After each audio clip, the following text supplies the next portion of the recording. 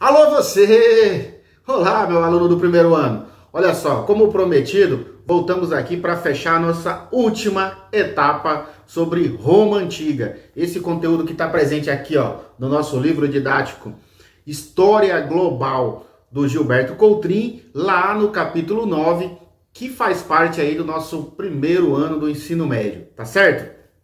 E, como eu já havia prometido, voltamos aqui então para fechar esse conteúdo. E a última parte é Império Romano. Nós já estudamos lá como surgiu Roma, não é verdade? Já estudamos a origem lendária, a origem histórica, o primeiro sistema de governo, como é que era, quando iniciou Roma, como é que era a sociedade romana, quem era considerado cidadão. Depois estudamos a República, e aí todos os problemas da República e as partes boas da República, o apogeu do crescimento romano, a expansão territorial romana, dominando toda a Península Itálica, parte da Península Ibérica, chegando até o Oriente, né? E agora nós continuaremos aqui então falando desse povo, falando dessas pessoas, dessa cultura, dessa forma de vida que influencia a nossa vida também aqui, tá certo? Eu já disse para você que a língua, o latim, a nossa língua portuguesa, ela deriva do latim, tá certo? E inúmeras outras línguas também. Então vamos lá então, vamos falar então de Império Romano, que é a última fase dessa vasta, dessa grandiosa, dessa monumental civilização, tá certo? Olha só, por volta de 27 a.C., então, Otávio acumula tanto poder, e só para você situar aí, nós estamos aqui falando a partir da página 124, que começa a falar sobre o Império Romano, tá certo? Mas o capítulo 9 ele começa um pouco antes, tá ok? Então vamos lá então. A partir de 27 a.C., então, por volta de 27 a.C., então, Otávio acumula tanto poder, inclusive o poder de supremo, de divino, tá certo? De sagrado. E aí, então, através desse acúmulo de poder, ele passa a ser conhecido, considerado, ele passa a exercer a função de imperador. Só que Roma era tão grande, Roma era transcontinental, podemos dizer assim, se a gente comparar com, por exemplo, Portugal, que tinha suas colônias além do mar. Roma era basicamente no mesmo molde do Império Transcontinental, tanto espanhol quanto português. A gente faz essa analogia, faz essa comparação com o Império Português, com Portugal, do Império Romano com Portugal, porque Portugal é algo que está muito ligado a nós, Então é algo que nós conhecemos um pouco mais, tá certo? Então só para você entender aí, Roma, ela dominou toda a Península Itálica, dominou o norte da África, dominou podemos dizer que todos os povos que eram banhados pelo mar Mediterrâneo, então era enorme. Para você ter ideia de uma coisa, aqui durante o Império Romano, Roma foi dividida em duas partes, tá certo? Entre o Império do Ocidente e o Império do Oriente. A sede de Roma do Império do Ocidente era lá em Roma mesmo, no centro da Península Itálica, e o Império Romano do Oriente, a cidade ficava em Constantinopla, que foi uma cidade que foi reformulada por Constantino e recebeu esse nome de Constantinopla, que significa cidade de Constantino, tá certo? Onde hoje é Istambul, tá certo? Então a arquitetura de Istambul deve-se muito aos romanos, tá ok? Então vamos lá então, vamos entender, olha só. Durante esse período aí, eu já vou pedindo desculpa porque hoje, como no outro vídeo, parece que resolveram, só nos dias que eu vou gravar, parece que resolvem passar todos os caminhões aqui na rua, tá certo? Então olha só, para você entender, durante esse período do início do Império Romano, nós temos uma fatiado aí dentro desse período, um período de tempo, um período um pouco menor do que o Império Romano. Dentro desse período do Império Romano, nós temos um outro período um pouco menor, conhecido como Paz Romana, né? Ou no latim Pax, tá certo? E esse período aí, ele estende sobre diversos imperadores. Por que Paz Romana, professor? Foi durante esse período que Roma já não tinha mais ninguém para conquistar, já não tinha mais territórios para serem conquistados, tá ok? Então, durante esse período aí, Roma sofreu uma estagnação de expansão. Aliás, não tinha mais como se expandir. E então, a população, ela não tinha muito o que fazer, tá certo? Então, tinha uma grande quantidade de pessoas desocupadas durante esse período. E aí, então, Roma vivia esse período de paz, de estabilidade econômica, né? De muita gente podendo se ocupar de outras coisas. No entanto, que nesse período aí cresce muito os eventos tidos como artísticos, né? Vamos lembrar que a arte em Roma incluía algumas coisas que nós hoje temos como violência extrema, como por exemplo a luta dos gladiadores, tá certo? Mas aí, professor, como é que era a economia romana? Como é que era a sociedade? Olha só, nós estamos falando de história, e quando a gente fala de história, pessoal, nunca é gavetinha. Você nunca consegue abrir e fechar gavetas, e as coisas mudam com esse abrir e fechar de gavetas. A história, ela é um segmento de acontecimentos, e a gente traz características de um período, mas não significa que todas as pessoas viviam daquele jeito, não significa que todo mundo fazia exatamente a mesma coisa, tá certo? E não significa que as coisas aconteciam assim, ó, pá, num piscar de olhos. Não, as coisas é uma evolução, tá certo? Então elas acontecem gradualmente, tá ok? Então vamos lá, economia romana. A economia romana estava vivendo ali um período tranquilo, tá certo? Consequentemente, nós temos também ali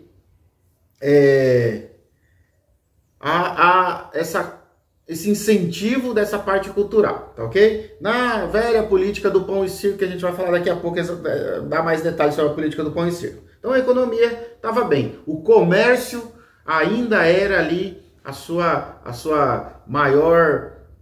o maior contribuinte para essa estabilidade econômica, tá ok? No plano social, como é que era? Olha só, desacelerou as conquistas, tá certo? Houve, então, redução do número de escravos. Então, a grande mudança estava nessa classe social chamada escravos. Os escravos agora não eram mais prisioneiros de guerra.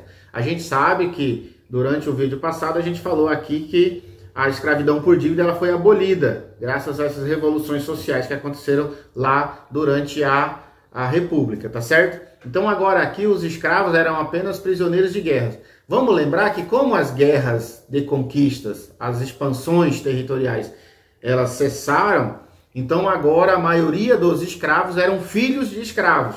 E a gente vai ver que também, durante esse período aqui, acontece alguma revolução aí com os escravos. Como, por exemplo, muitos dos senhores donos de terras perceberam que se desse uma certa liberdade a essa população escrava, você teria uma lucratividade um pouco maior. Então iniciou as primeiras colônias.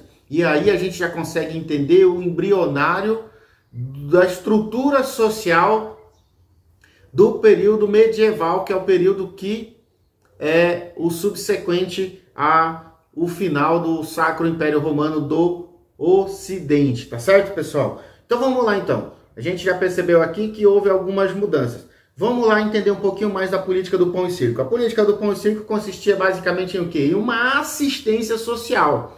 Como é que o governo faz assistência social hoje, professor? Ele dá um Bolsa Família, como é que é o nome desse auxílio que o governo está pagando? Auxílio emergencial, né? Hoje, na época de Roma, era a política do pão e circo. E esse nome até é usado até hoje, né? Quando a gente vê um governo que estimula, por exemplo, muito a produção artística, ou seja, algo para você se entreter, né? E, de contrapartida, te dá uma certa quantia ou uma forma de te dar um alimento básico ali. Lógico, isso nunca vai resolver o problema, e nunca vai saciar a fome por completo, mas vai deixar a maioria da população de forma mais tranquila, porque dá a impressão de quem não está sofrendo com esses problemas que as coisas foram resolvidas. E quem está sendo assistido também dá a impressão de que o governo está se movendo, que o governo está preocupado. Então a política do Pão e Circo consistia basicamente nisso: eventos culturais, né? Entre esses, os mais famosos, as lutas de gladiadores, entre gladiadores e também contra animais ferozes, principalmente leões, tigres, rinocerontes, e essa distribuição de pão, de trigo, de alimento, tá ok? Pessoal, então isso tudo em Roma ficou coexistiu por quanto tempo, professor? A política do Pão e Circo por volta de mais ou menos meio século, tá ok? Só que Roma, ela anexou muitos povos, né? Inclusive muitos desses escravos que não eram romanos, eram prisioneiros de guerras, foram aceitos como cidadãos romanos. Eram cidadãos de uma classe inferior, nunca podiam ser funcionários públicos, por exemplo, mas eles ainda tinham alguns direitos políticos, né? Direitos políticos mínimos, tá ok? Tinha alguma influência aí na sociedade. Inclusive, alguns desses ex-escravos, que agora são colonos, conseguiram até enriquecer, tá certo? E vamos lembrar que o casamento entre diferentes classes sociais já era aceito, né? Desde a República, tá ok, pessoal? Só que nem tudo é flores, tá ok? Nós temos ali o início da crise do Império. Esse início da crise do Império, então, dá-se por volta, a partir do século III, por revoltas sociais, pela falta de dinheiro, porque assistencialismo precisa de alguém para suprir esse dinheiro público. E como é que consegue suprir esse assistencialismo? Aumentando impostos. Com a alta cobrança de impostos, há então uma insatisfação por parte dos pagadores de impostos, tá certo? Além disso, nós temos outros problemas, tá ok? Graças a esses problemas, graças de forma negativa a esses problemas, por causa desses problemas, nós temos a divisão do Império Romano em Império Romano do Ocidente, com sede em Roma, como eu já havia dito, e Império Romano do Oriente, com sede em Constantinopla, atual Istambul. Isso aconteceu por quê? Porque o filho do imperador Teodósio, lá por volta de 395, os filhos, né, 2 filhos, iam herdar esse trono, então o pai resolveu dividir o império, haja vista a grande extensão de terras, tá ok? Então resolveu dividir entre os 2 filhos, os 2 herdeiros, uma coisa que não era comum, o natural era o mais velho herdar tudo, mas era muita terra, era muita gente, tá certo? Então resolveu dividir aí. Pessoal, outro grande problema que influenciou aí, que muitos historiadores trazem aí como uma grande causa do fim do Império Romano do Ocidente, é as invasões bárbaras. Professor, o que é invasão bárbara? Todos os povos bárbaros eram povos que não utilizavam o latim ou que tinham cultura diferente dos romanos. E esses povos foram sendo dominados. Muitos desses povos juravam lealdade a Roma. Então foram anexados aos seus exércitos como mercenários, prestadores de serviços militares.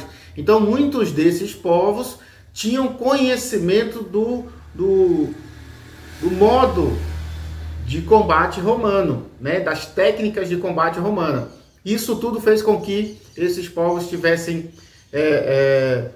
possibilidade de derrotar as diferentes frações do exército romano. Professor, mas o exército romano era tão grande, tão forte, ele conseguiu ruir? Conseguiu, pessoal, por causa de um detalhe interessante. Você sabe que quando tem muito comando, as coisas tendem a divergir. Então, muitas cabeças mandando em Roma, então há essa divergência de comando. Então, não se entendiam dentro desses comandos militares. Então, muitos dos chefes militares não entendiam-se um com os outros. E isso fez com que enfraquecesse aí essas colunas militares romanas, tá ok? E aí então, em 476 depois de Cristo, nós temos o fim do sacro. Olha só que palavra interessante. O fim do sacro. Até agora não tinha dito essa palavra. Preste bem atenção. O fim do sacro Império Romano do Ocidente. Professor, que diacho é sácaro? Sácaro vem de sagrado, vem de divino. Mas espera aí, professor, vem de divino, vem de sagrado? Sim, de divino, de sagrado do cristianismo. Por quê? Porque houve uma grande, uma magnânima, uma imensa mudança religiosa dentro do Império Romano. O que nós tínhamos até então, o politeísmo, muitos dos deuses, inclusive a origem lendária de Roma, está ali ligada a essa questão religiosa, né? A Reia, que é a mãe de Rômulo e Remo, que teve filho com um deus, com Marte. Então, Rômulo e Remo são filhos de deuses, são semideuses. E olha só a grande mudança que acontece aí. Surge lá em Roma a figura que mudaria o trajeto, né, a trajetória da história religiosa romana. Um cara chamado Jesus Cristo, tá certo? Então Jesus Cristo foi morto e crucificado sob o comando romano, tá ok? E essa nova religião, o cristianismo, que já existia o precursor do cristianismo antes de Jesus Cristo, mas só ficou conhecido assim com Jesus Cristo. Então, essa nova, né, que Jesus Cristo, na verdade, ele veio para reformular uma outra religião que já existia. Então, o cristianismo ganhou muita força lá. Perceba bem aí que o ano zero foi quando Cristo nasceu, em 33 Cristo foi crucificado, e nós estamos aqui, olha, com o fim do Sacro Império Romano do Ocidente, em 476. Antes disso, entre o nascimento, a morte de Cristo e o fim do Sacro Império Romano do Ocidente, olha o que acontece com a religião. A religião romana tinha um sentido mais prático, mais utilitário, né, com esse politeísmo, tá ok? Só que agora houve essa mudança, a ideia do cristianismo ganhar muita força. E isso acontece como, professor? Quando o imperador romano, né, decide, a sua mãe já tinha sido convertida, quando ele decide se converter ao cristianismo e proibir as religiões politeístas. Até isso acontecer, o que acontecia? Perseguições dos cristãos. Por quê? A classe política romana via no cristianismo a ideia de dividir, a ideia de fragmentar, a ideia de você não acumular muita riqueza. Via nisso um grande problema, um grande incentivador para as revoltas sociais, tá certo? E aí, então, há ali essa questão de tentar reprimir. Só que você sabe que tudo que é muito reprimido, tudo que é muito proibido, as pessoas tendem a querer conhecer, desperta a curiosidade. Isso não foi o ponto principal, mas o cristianismo cresceu. Cresceu até que, por volta do século III, muitas pessoas das classes dominantes se converteram ao cristianismo. E a partir de 313, o imperador Constantino adotou a política religiosa, não perseguia mais cristãos, tá certo? E depois disso, nós temos ali outro imperador que se converte, né, literalmente ao cristianismo, e então a abolição das outras religiões, e o cristianismo passa a ser religião oficial romana, tá certo? E muda toda essa conjuntura, tanto literária quanto artística, quanto a arquitetura. Muita arquitetura passa a ter mudanças, tá certo? Então, há uma revolução religiosa, há uma mudança brusca da religião, tá certo? A gente vai entender que a religião, pessoal, ela torna tão importante que nessa próxima fase da humanidade, que é a conhecida Idade Média, a religião talvez seja a maior ou a mais importante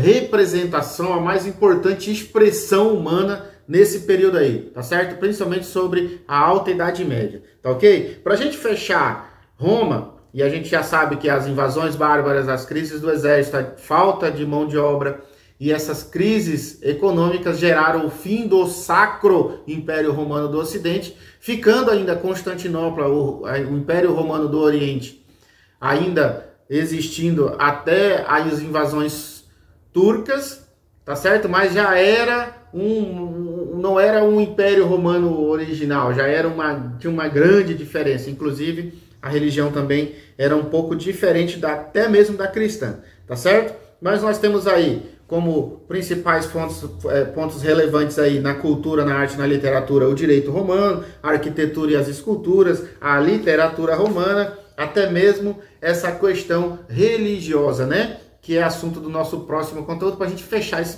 segundo bimestre, tá certo? Nós ainda temos aí a influência da língua, como eu já disse aqui inúmeras vezes, sobre as diferentes línguas que vieram a existir derivadas do latim, tá certo? Então, a partir de agora, nós vamos falar um pouquinho mais sobre mitologia greco-romana, mas você já sabe que o cristianismo, eu espero não ter confundido a sua cabeça, que o cristianismo que nasceu, que cresceu dentro de Roma, ela vai expandir agora por toda a Europa, chegando posteriormente ao nosso continente com a chegada dos portugueses. Tá certo, pessoal? Um forte abraço, fique com Deus. Foram vídeos longos, explicações cansativas, mas se você tem alguma dúvida, algum problema, alguma dificuldade, eu me coloco à disposição aqui para sanar qualquer dúvida. Lembrando que nós faremos uma aula ao vivo ainda, a pedido de vocês aí do primeiro ano, tá certo? E eu estou ansioso para esse nosso encontro ao vivo. Tá ok, pessoal? Forte abraço, fique com Deus. Não deixem de fazer suas atividades e vamos fechar esse segundo bimestre. E já estamos aí com esse espírito canalizando essas energias para nosso recesso de meio de ano. Fique com Deus e até a nossa aula ao vivo. Tchau!